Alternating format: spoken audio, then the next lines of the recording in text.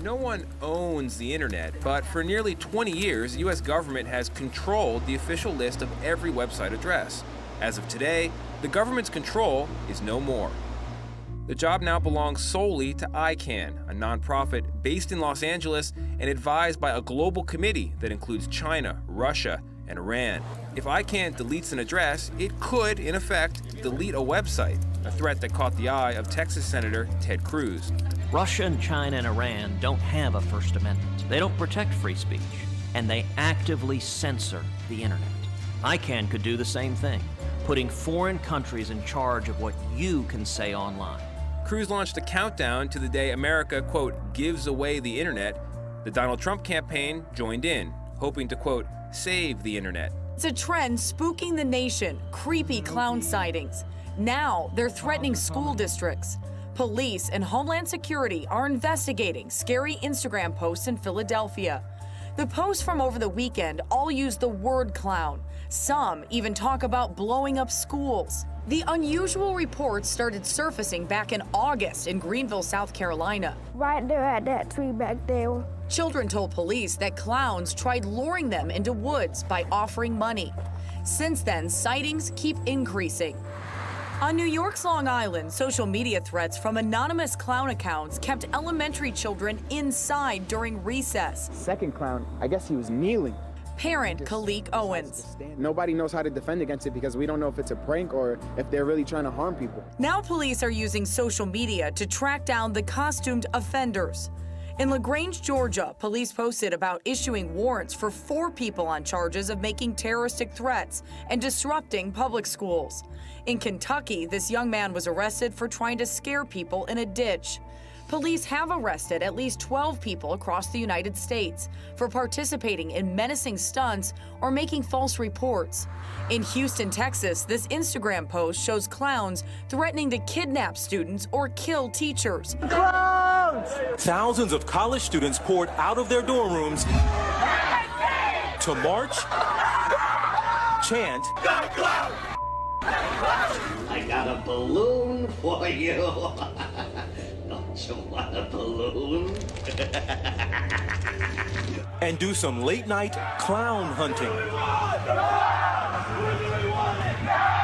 Rumors of clown sightings at Penn State spread on social media, triggering the clown mob. One student tweeted, "The clowns have come to Penn State. This is not okay." And the school newspaper shared this photo of a clown projected onto campus apartments. Clown phobia is now sweeping campuses across the country after what authorities are now calling a series of social media pranks gone awry. At Merrimack College in Massachusetts, the campus was on lockdown after a Twitter report of a clown with a pitchfork in a dorm. Japanese automaker Toyota has announced plans to sell a new doll-like robot called Kurobo Mini.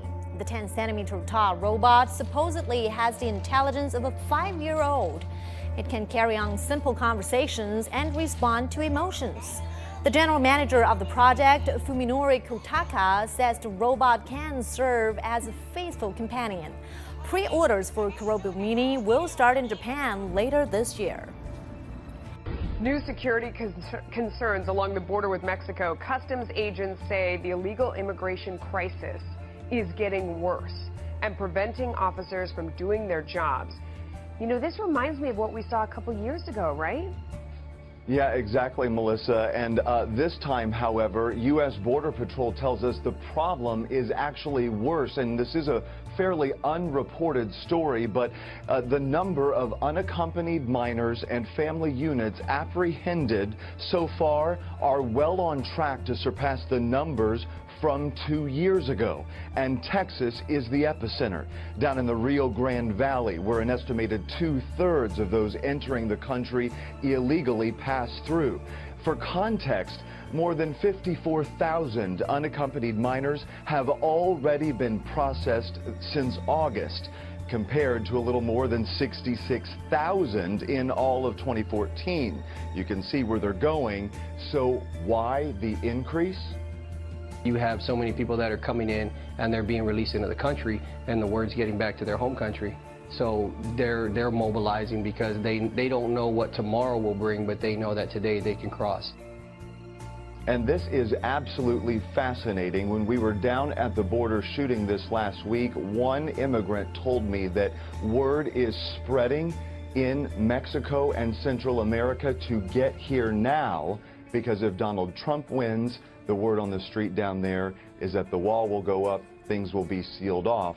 So the smugglers are saying to get here now, Melissa. Obama was handed his first veto override on September 28th as the Senate voted 97-1 and the House voted 348-77 to override President Obama's veto of the 9/11 lawsuit bill. After the dust settled, Obama's corporocratic lackeys were shell-shocked by the implications. Senate Majority Leader Mitch McConnell said nobody really had focused on the potential downside in terms of our international relationships. I think it was just a ball dropped. The legislation backfired more like it. The door has now been kicked wide open for all of the families devastated by U.S. drone strikes in the Middle East to sue the pants off of the executive branch, the CIA, and top military leaders of the U.S. government. A mountain of evidence clearly linking Obama and the Clinton-Bush crime family to drone strikes in the Middle East sits in the public record. In 2009, the New York Times reported that 3 days after taking the oath of office in 2008,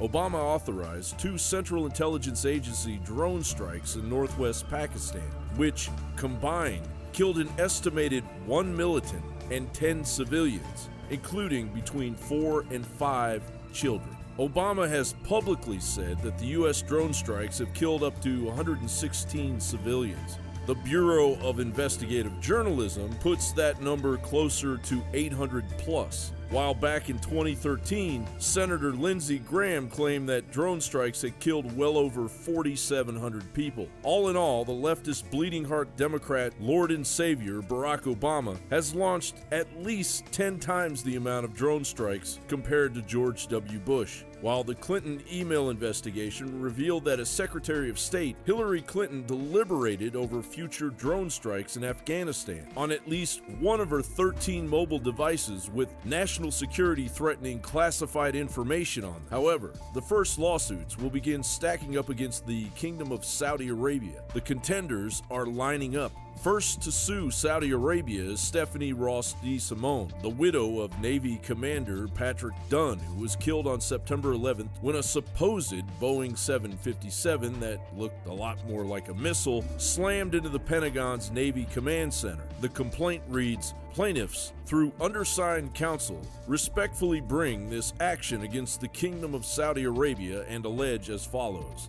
3. Al-Qaeda's ability to conduct large-scale terrorist attacks was the direct result of the support Al-Qaeda received from its material sponsors and supporters, including the Kingdom of Saudi Arabia. 4. The kingdom willingly provided material support to Al-Qaeda more than a decade leading up to September 11, 2001. With knowledge of Al-Qaeda's intent to conduct terrorist attacks against the United States, and an awareness that Al-Qaeda would use the support provided by the kingdom to achieve that objective. 5. Absent the support provided by the kingdom, Al-Qaeda would not have possessed the capacity to conceive, plan, and execute the September 11th attacks. The essential information alleging numerous Saudi Arabian charities in the funding of Al-Qaeda and Mujahideen through a globalist shadow terror network known as the Golden Chain demands the release of FBI, CIA, Treasury Department, and military data as a result of the lawsuit. Not to mention all of the previous evidence that fell through the cracks after the 9/11 Commission attempted to put the issue to bed.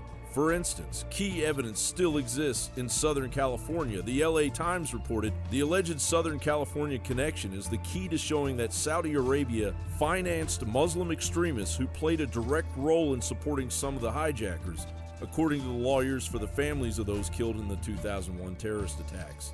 The families contend that lower-level Saudi operatives in Southern California helped find housing for the 2 hijackers, both Saudi citizens, months before they muscled their way into the cockpit of an American Airlines passenger jet that smashed into the north side of the Pentagon. The families hope to find the evidence in thousands of classified FBI, CIA, and Treasury Department documents that could be made public as part of discovery in federal court. This is great news, America, but we need to keep their feet to the fire. The globalists have unwittingly found themselves on trial for the crimes that they committed in the name of creating a new world order police state that appears to be on the precipice of imploding.